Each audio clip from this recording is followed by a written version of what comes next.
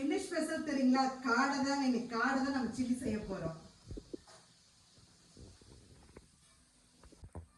20 காடைக்கான அளவு தான் சொல்ல போறேன். 100 கிராம் கார்ன்ஃப்ளவர் மாவு, 2 ஸ்பூன் பச்சரிசி மாவு,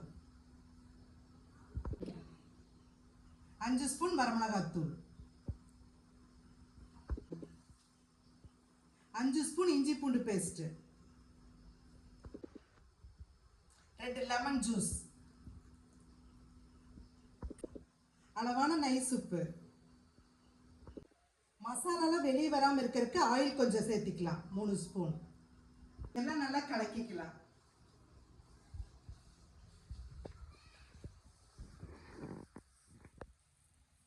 கலக்கிக்கோங்க.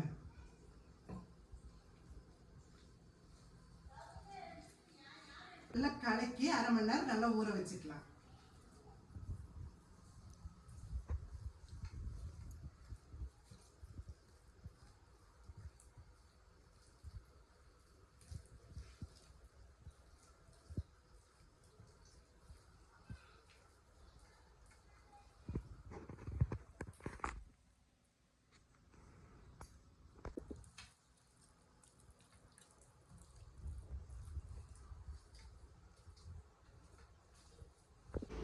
நல்லா கலக்கியாச்சுங்க. அரை மணி நேரம் ஊற வச்சு அப்புறம் எண்ணெயில் போட்டுக்கலாங்க.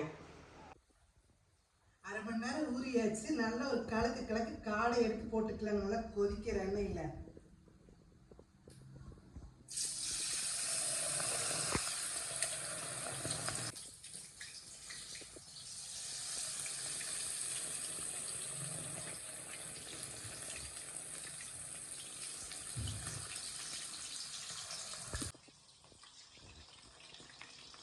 பாருங்க, அப்படியே ஒரு திருப்பிக்கலாம்.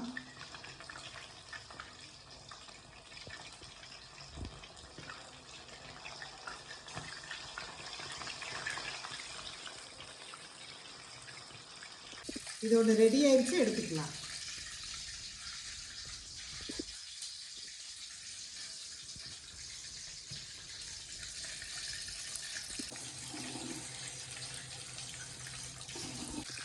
இது ரெடி ஆயிடுச்சுங்க.